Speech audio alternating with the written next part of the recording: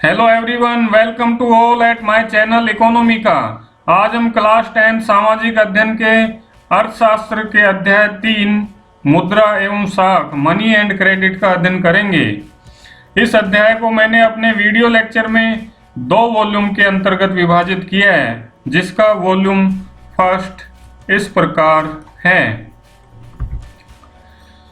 मुद्रा वह धुरी है जिसके चारों ओर अर्थ विज्ञान चक्कर लगाता है, यानी कि सारी आर्थिक क्रियाएं मुद्रा के माध्यम से ही संचालित होती है और उसी के इर्द गिर्द घूमती रहती है। इसलिए मुद्रा को अर्थव्यवस्था की केंद्रीय धुरी माना जाता है। मुद्रा विनिमय का एक माध्यम। आधुनिक समय में हम सभी आर्थिक क्रियाकलापों का लेन देन मुद्रा के रूप में ही करते हैं, इसलिए मुद्रा विनिमय के माध्यम के रूप में स्वीकार की जाती है। मुद्रा के माध्यम से ही वस्तुएं एवं सेवाएं खरीदी और बेची जाती है, इसलिए मुद्रा को विनिमय का माध्यम कहा जाता है। प्राचीन समय में वस्तु विनिमय प्रणाली प्रचलन में थी, जिसके अंतर्गत एक वस्तु का दूसरी वस्तु से विनिमय या लेन देन किया जाता था। जैसे गेहूं के बदले जूते, चावल के बदले कपड़ा, दूध के बदले चीनी आदि।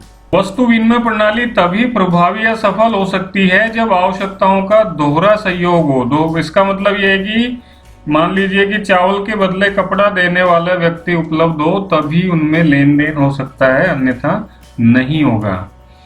तो इस प्रणाली के अंतर्गत मुद्रा के बिना ही विनिमय होता था। मुद्रा का कोई उसमें रोल नहीं था, एक वस्तु के बदले दूसरी वस्तु ली और दी जाती थी। लेकिन इस प्रणाली की विफलता के कुछ कारण विफल रही, और जिसके कारण है वो इस प्रकार है। वस्तु विनिमय प्रणाली में दोहरे संयोगों का अभाव था। दोहरे संयोग की एक ऐसा चावल के बदले कपड़े देने वाला व्यक्ति को ढूंढो, तभी उनमें लेन देन हो सकता है। दूसरी बड़ी समस्या थी वस्तुओं के विभाजन का अभाव था। इसके अंतर्गत मान लीजिए कि 2 क्विंटल गेहूं में एक बकरी आती है, तो अब किसी व्यक्ति के पास 1 क्विंटल गेहूं है, तो वो आधी बकरी कैसे ले या उसका विभाजन कैसे हो, वो संभव नहीं था। इसलिए ये प्रणाली विफल हो गई। और वस्तुओं का मूल्य आंकना बहुत कठिन था कि किस वस्तु के बदले क्या उसका मूल्य होगा। गेहूं के बदले कपड़े का क्या होगा, गेहूं के बदले बकरी का क्या होगा, गेहूं के बदले चीनी का क्या होगा। इस तरह से मूल्य को आंकना बहुत ही कठिन था और बहुत सीमित था, और जिसमें बहुत अधिक समय लगता था। इन सभी कठिनाइयों के कारण मुद्रा का उदय हुआ, और मुद्रा है वो विनिमय प्रक्रिया में मध्यस्थता का मीडिएटर का काम करती है, इसलिए इसे मीडियम ऑफ एक्सचेंज कहा जाता है। मुद्रा के आधुनिक रूप में हम धातु मुद्रा या पेपर मुद्रा है जिसे स्वीकार किया गया हो, और वह मुद्रा कहलाती है। यानी कि ऐसी कोई भी वस्तु या धातु या पेपर जिसे मुद्रा के रूप में स्वीकार किया जाता है, वो मुद्रा कहलाती है। और मुद्रा के महत्व या फायदे हैं, अभी जैसा हमने बताया कि मुद्रा वह धुरी है जिसके चारों ओर अर्थ विज्ञान चक्कर लगाता है। ये विनिमय का माध्यम कहलाती है। लोगों को आर्थिक स्वतंत्रता देती है, ये कि कोई भी किसी भी वस्तु को खरीद बेच सकता है, और यह बड़े पैमाने पर वस्तुओं और सेवाओं के लेन देन को संभव बनाती है। इसको हम संचित रख सकते हैं, और यह सरकार द्वारा प्राधिकृत होती है, यानी कि इसे कानूनी मान्यता प्राप्त होती है। ये आधुनिक मुद्रा है। करेंसी। आधुनिक मुद्रा के रूपों में करेंसी, कागज के नोट और सिक्के। करेंसी के अंतर्गत 2 चीजें शामिल की जाती है, कागज के नोट और सिक्के। और करेंसी को देश की सरकार प्राधिकृत करती है, और भारत में यह काम भारतीय रिजर्व बैंक कर रहा है, जो केंद्रीय सरकार के बिहाफ पर या केंद्रीय सरकार की तरफ से करेंसी नोट जारी करता है।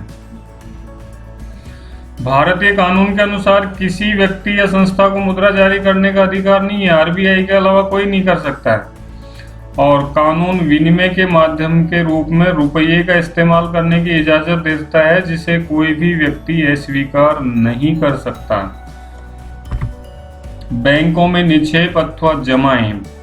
लोग अपनी मुद्रा को या अपने धन को सुरक्षा की दृष्टि से और रोजमर्रा की आवश्यकताओं की दृष्टि से बैंकों में जमा करते हैं, और जब आवश्यकता उत्पन्न होती है तो अपने खाते से उसे निकाल लेते हैं। इसलिए इन जमाओं को मांग जमा कहते हैं।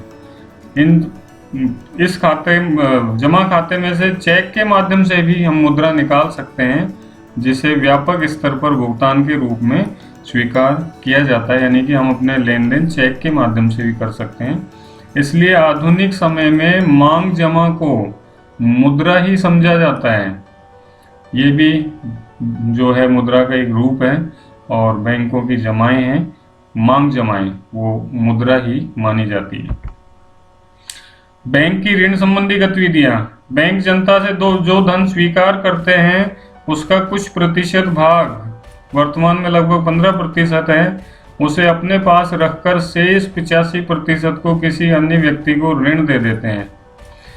इस प्रकार बैंक जमाकर्ता को ब्याज देता है और कर्जदाता से ब्याज लेता है, लेकिन जमाकर्ता को दिया जाने वाला ब्याज, यानी कि धन तो जमाकर्ताओं का है, उनको ब्याज कम मिलता है और कर्जदार से ज़्यादा वसूलता है, जो कि बैंकों की आय का प्रमुख साधन या स्रोत माना जाता है। और यदि सभी लोग अपनी सभी धनराशि को निकालने के लिए बैंक पहुंच जाए तो बैंकिंग प्रणाली ध्वस्त हो जाएगी, क्योंकि वो क्या करता है, बैंक उसका केवल 15% ही अपने पास रखता है, बाकी 85% अन्य व्यक्ति को लोन दे देता है, ऋण दे देता है, जिसके बेसिस पर जो बैंकिंग प्रणाली कार्य कर रही है। साख अथवा कर्ज के दो विभिन्न स्थितियां हैं। एक तो त्योहार के मौसम में जूता निर्माता सलीम को एक बड़े व्यापारी से 3000 जूतों की मांग आती है, जिसे सलीम को 1 महीने में पूरा करना होता है। सलीम इस मांग को पूरा करने के लिए 2 स्रोतों से ऋण ले सकता है। एक तो वह कच्चा माल उधार ले ले, दूसरा वह कि बड़े व्यापारी से अग्रिम रूप में कर्ज ले ले, और जैसी माल की आपूर्ति होती है तो उसे लाभ होता है और अपना कर्ज चुकता कर देता है, उसके बावजूद भी उसे प्रॉफिट होता है। एक तो ये स्थिति है जो सकारात्मक स्थिति मानी जाती है लोन की। एक स्वप्ना की समस्या है, वो अपनी 3 एकड़ जमीन में मूंगफली की खेती करती है और रोग के कारण वह फसल नष्ट हो जाती है, जिसके लिए उसने कर्ज लिया था, लेकिन वो कर्ज चुका नहीं पाती है और कर्ज के जाल में फंस जाती है। धीरे धीरे उसे कर्ज नहीं चुकाने के कारण अपनी जमीन का टुकड़ा बेचना पड़ता है। इस प्रकार सलीम के केस में ऋण है वो सकारात्मक भूमिका निभाता है, जो कि स्वप्ना के केस में उसे एक ऐसी परिस्थिति में धकेल देता है ऋण जिससे निकलना उसके लिए काफी कष्टदायक होता है। ऋण की शर्तें। कर्जदाता और ऋणदाता के बीच रखी गई शर्तें ऋण की शर्तें कहलाती हैं। इनके अंतर्गत ब्याज दर क्या होगी, कर्ज का भुगतान कैसे करेगा कर्जदाता, कोलेटरल क्या होगी, यानी कि अमानत क्या है कि अगर कर्ज नहीं चुकाया तो उसकी पूर्ति कहाँ से करेंगे, और उनकी लिखा पढ़ी या जो दस्तावेज होते हैं, ये सब ऋण की शर्तें कहलाते हैं, जो कर्ज देते समय कर्जदाता और ऋणदाता के बीच रखी जाती है। इसी का एक उदाहरण है आवास ऋण, हाउसिंग लोन। मेगा ने घर खरीदने के लिए बैंक से 5 लाख रुपए का लोन लिया, जिस पर 12% ब्याज की दर है और 10 वर्षों में उसे मासिक किस्तों में लौटाना है। इसके लिए मेघा को बैंक से कर्ज लेने के लिए नौकरी और वेतन संबंधी रिकॉर्ड देने पड़े, और नए घर के सभी कागजात है वो ऋण आधार के रूप में, कोलरेटर के रूप में बैंक ने अपने पास रख लिए। जैसे ही मेघा अपने ऋण का भुगतान करेगी तो वो कागजात उसको लौटा दिए जाएंगे।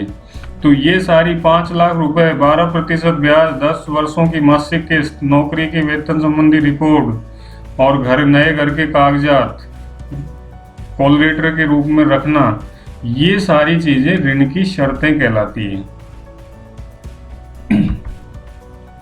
ऋण के लाभ अथवा महत्व। ऋण लोगों की क्रय शक्ति को बढ़ाता है, यानी कि उनके खरीदने की पावर है उसको बढ़ा देता है।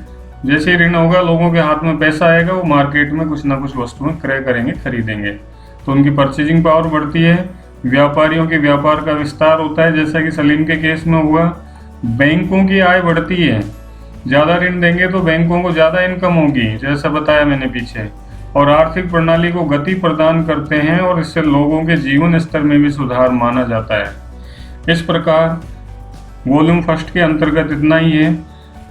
डियर स्टूडेंट्स एंड एस्पिरेंट्स, अगर आपको मेरा ये वीडियो लेक्चर पसंद आया तो इसे लाइक कीजिए तथा मेरे चैनल इकोनॉमिका को सब्सक्राइब कीजिए। जय हिंद, वंदे मातरम।